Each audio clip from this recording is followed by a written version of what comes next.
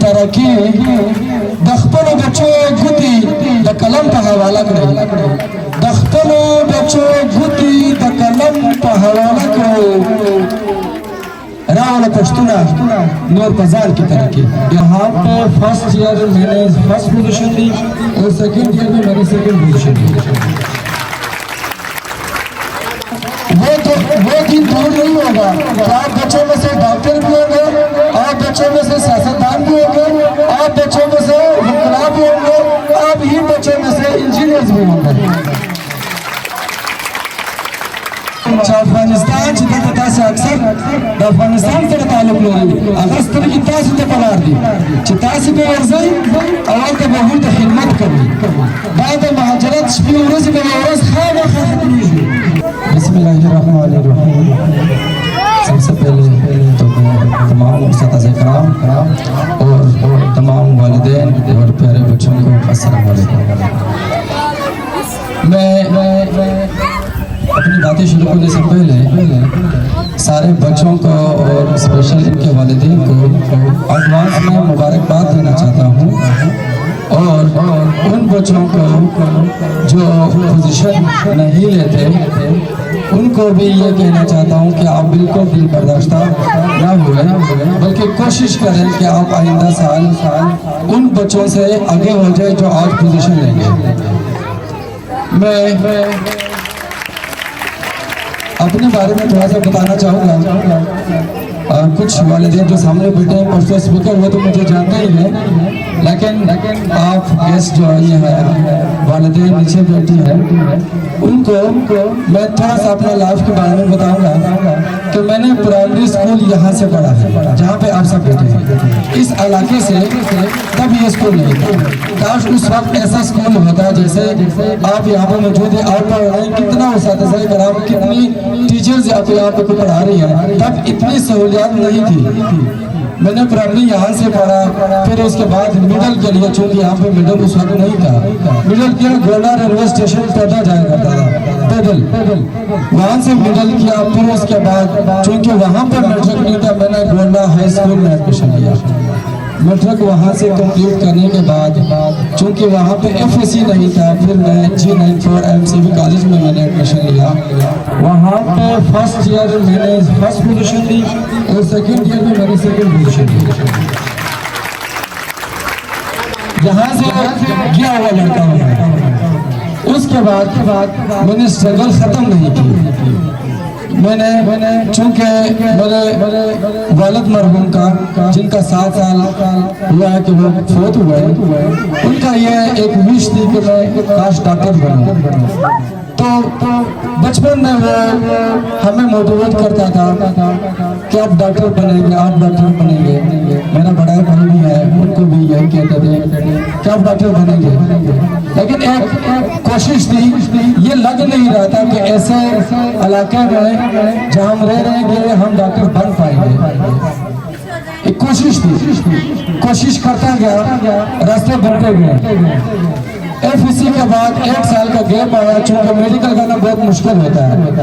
तो एक NGO मेहरबान हुई, एक चांस आया, स्कॉलरशिप आया। उस स्कॉलरशिप में मैंने अप्लाई किया, उसमें मैंने टेस्ट दिया, उसमें मेरी इंटरव्यू हुई और मेरी सिलेक्शन हो गई।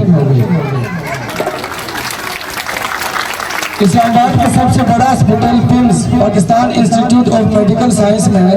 मेरी मेडिकल में एडमिशन हुआ, सर्जरी ऑपरेशन डिपार्टमेंट में। और उस डिपार्टमेंट में टॉप लिस्ट में मैं शामिल हुआ, वहाँ से ग्रेजुएट हुआ। उसके बाद मुझे ऑफर हुई कलसूम इंटरनेशनल हॉस्पिटल से कि आप यहाँ पे आए, यहाँ पे जॉब करें। वहाँ पे मैंने इंटरव्यू दी, टेस्ट दिया, फिर इंटरव्यू दिया, मेरी सिलेक्शन हुई। OT यानी ऑपरेशन थिएटर का मुझे ड्रेस दिया। जब मुझसे पूछा कि आप किस टाइम यानी मॉर्निंग या इवनिंग में ड्यूटी करना चाहते हैं, तो मैंने कहा मैं मॉर्निंग में ड्यूटी करना चाहता हूँ, चूँकि मैंने इवनिंग में एडमिशन ली हुई थी। उस टाइम 1 सेमेस्टर पढ़ा होता नवल यूनिवर्सिटी से। एजुकेशन स्ट्रगल खत्म नहीं थी मेरी, तो मैंने कहा कि इवनिंग में मैं वहाँ पे क्लासेस ले रहा हूँ, यहाँ पे मैं मॉर्निंग में पढ़ूंगा।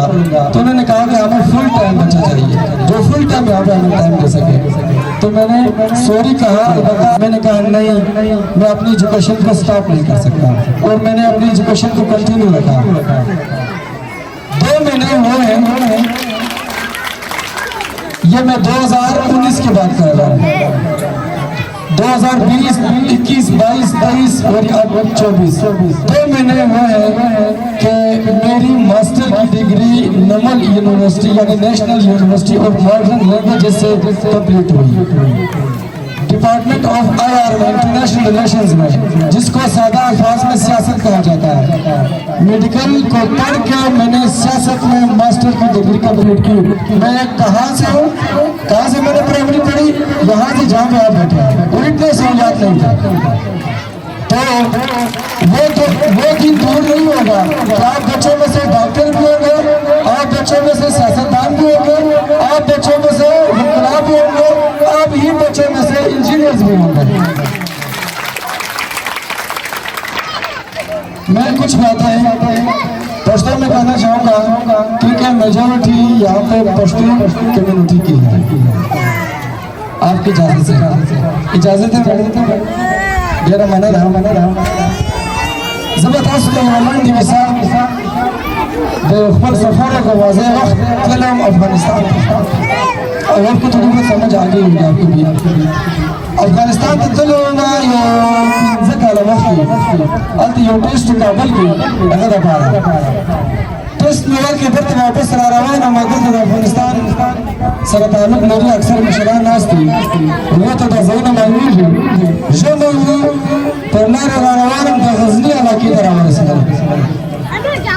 दूमरा ज़्यादा वावर आवाज़ से पदेरूट बनी मुझ रवाना दारूट मुश्कारे दी दारूट उनको पावर बनी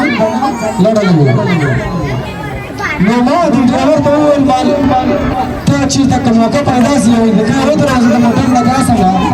वो वाक़ सुबह खलीम चीता पाकिस्तान तो वापस मार्च में हुआ गार रज़ार से हुए समोर बढ़िया ज़्यादा तेज़ है वो सही देश से मौका हुआ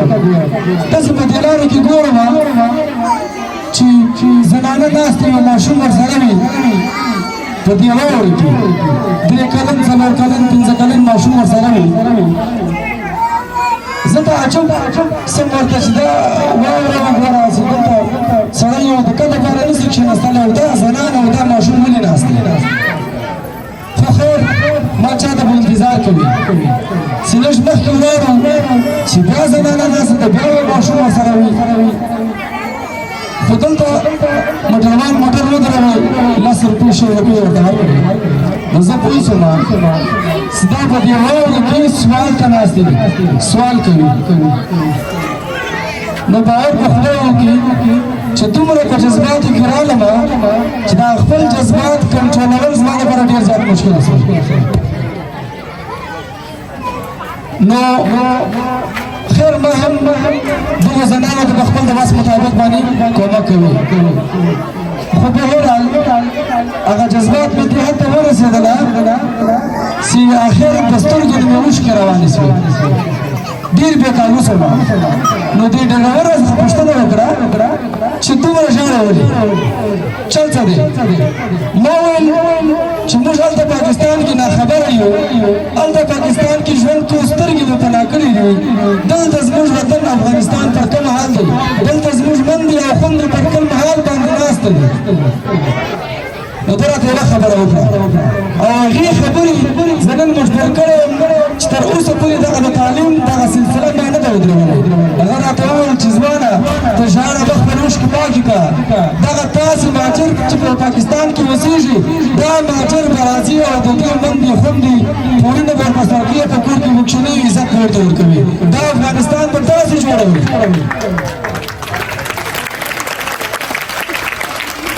نو ماشومانو دا کیسه تاسو ته ځکه کوم چې افغانستان چې دلته تاسو اکثر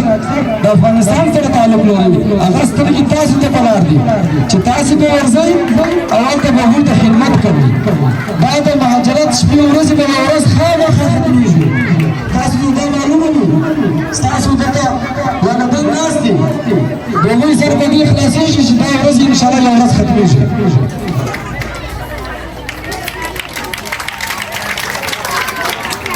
چونکه وقت नस्ता प्रिंसिपल साहब बात वैल چې وخت کم دی چې دلته تاسو د توجیه اعلان کیږي زه خپل خبره خادمه د تعلیم په حق له پدې شعر سره کوم تعلیم نه بغیر نه کیږي جهان کی زندگی تعلیم نه بغیر نه کیږي جهان کی زندگی راولي تعلیم په هر انسان کې ترقی د خپل بچو ګوتی د قلم په حواله کړو د خپل بچو ګوتی د قلم په حواله کړو راوله پښتونه نور په ځان کې ترقی ډیر مننه